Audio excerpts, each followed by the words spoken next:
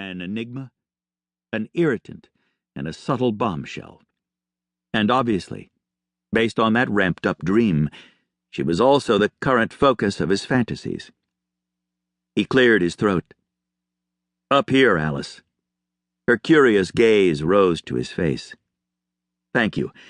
Now, if you don't mind, you could turn around a moment? My modesty is beyond compromised, so it doesn't really matter to me, but with your face already going pink, I'm not sure." "Of course." Turning, she gave him her back. Posture stiff. Air uncertain. That lovely fawn-colored hair fell just beyond her shoulders. "Sorry about that." She strode, fast and unsteady, to the patio doors that led to her small deck. She'd left the door open, allowing in a muggy late-August breeze that teased her beautiful hair. Given the heat of his interest, air conditioning would have been nice, but since this was Alice's apartment, and she'd been generous enough to let him crash on her couch, he wouldn't complain. Much. "What time is it anyway?" Sitting up, Reese reached for the sheet, but Cash sat on it. The dog watched Reese, his furry ears perked up, his expression hopeful. Reese grinned. After tugging out the sheet and covering himself, he patted the couch beside his thigh. "Come here, boy." The dog bounded up with over-the-moon enthusiasm. Because of the undercover sting they'd just wrapped up, he'd spent as much time away from Cash as with him, and still he and the dog had bonded. "It's a little after 1 o'clock." And she hadn't awakened him?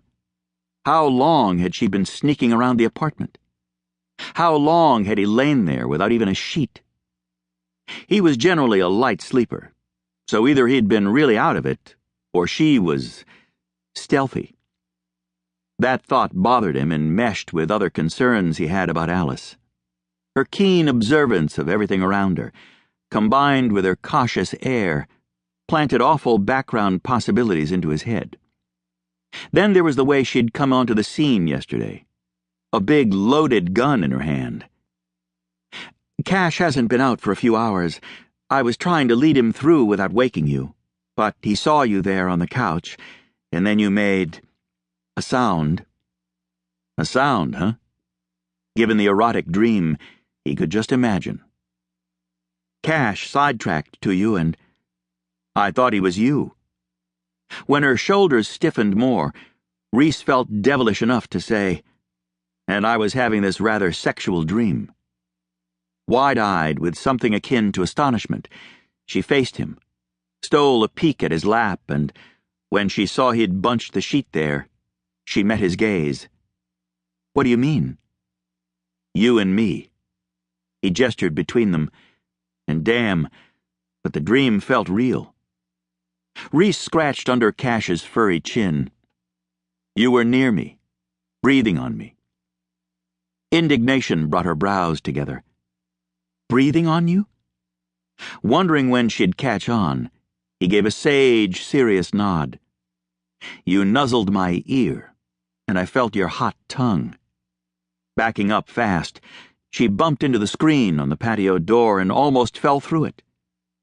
After an accusatory scowl at Reese for making her stumble, she checked the screen, saw that it remained in the track, and cleared her throat.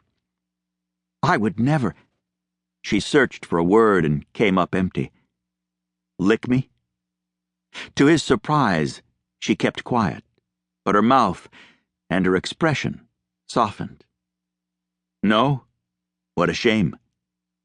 He gave the dog a few pats, which encouraged him to shower Reese with more affection. But apparently Cash would. Realization dawned. "Oh." A smile twitched. "You felt Cash trying to wake you, and you thought—" "Yeah. Hell of a way to start my day. I mean, I'm fond of him, but—" Reese looked her over. "Not that fond." "He's adorable." "Sure he is." Reese had only recently gotten a dog, and while he'd never considered himself a pet lover, he and Cash were getting acclimated. With Alice's help. To keep listening to this audiobook, I've left you a link in the description so you can do it, at no cost thanks to Audible's 30-day free trial.